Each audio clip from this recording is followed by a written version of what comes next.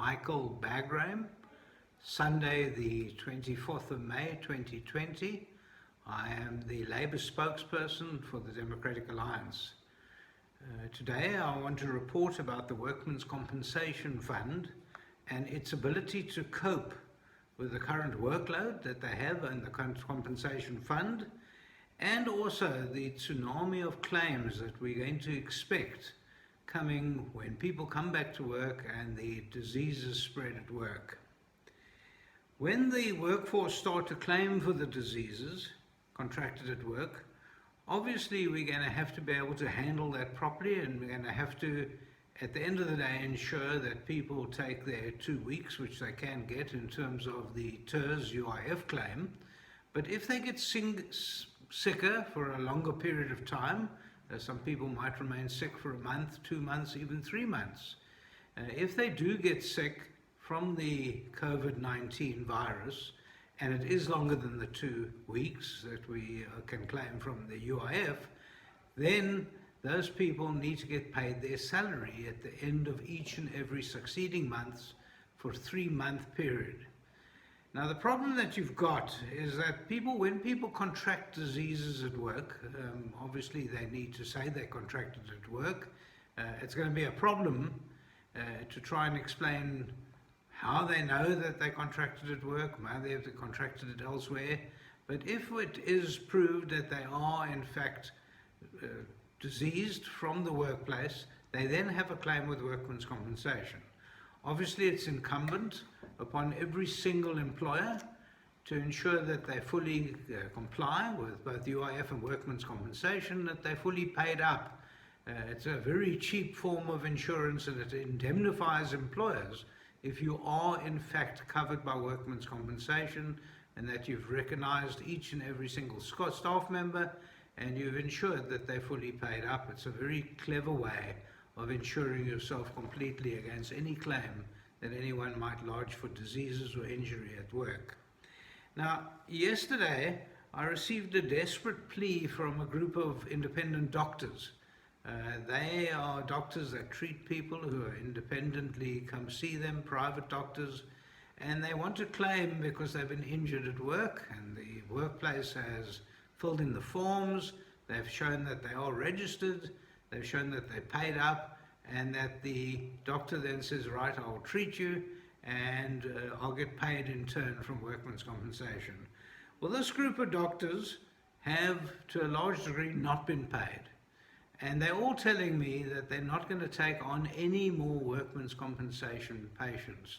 Now, we've been experiencing this problem for over 20 years now from workmen's compensation. So you can imagine that with their current load that they can't cope, and so you can imagine what will happen with workmen's compensation when we start seeing the COVID-19 patients coming in to see independent hospitals, doctors and whatever, and these doctors are saying they're not going to see anyone from workmen's compensation in the future until they've got paid back what is owed to them, and in some cases it's millions of rands, and that's a real problem. So the doctors themselves are saying that they're not prepared to fund workmen's compensation, and they're not prepared to see people, and that's where we are at the moment. So if you understand where we are at the moment, then try and think it through as to where we'll be in the future when these claims, the tsunami of claims, come through with regard to the actual COVID-19 claims.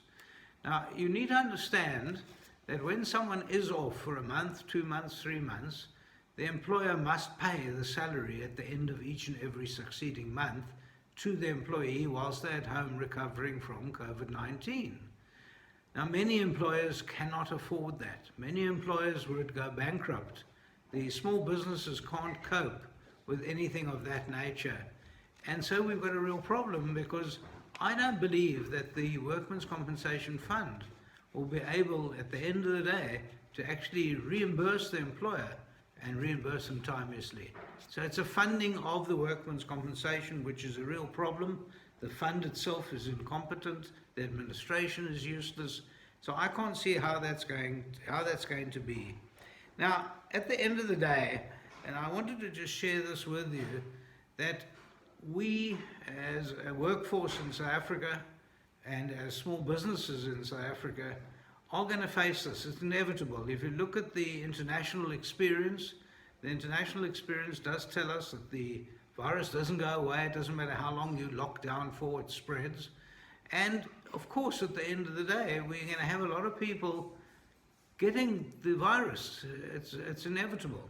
And once they get the virus, they are going to report it. We're going to have to ask them to stay at home. And like I said, if they're at home longer than 2 weeks, they're entitled to the claim. You can't ask them to sit at home and have no payment. That's not acceptable at all. The employee will get booked off. You'll have to fill in a claim form. Once you've filled in the claim form, you put in your workman's compensation number, you get it signed off by a doctor, and off they go, and they're home. Now, this 3-month payment is going to be an enormous burden. Can you imagine a small business that hasn't been trading for a while, that is really at rock bottom, and now they've got maybe 10% of their staff off on full pay for 3 months? That's not going to be sustainable.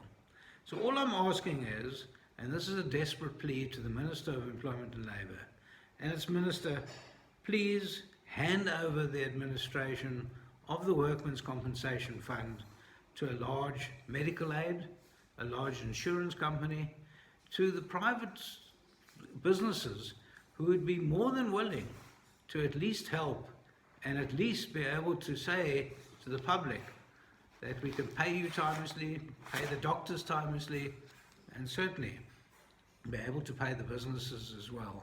So thank you for listening to me. It's Michael Bagram, Sunday the 23rd of May, 2020, Democratic Alliance spokesperson for Labour. Thank you, I appreciate it.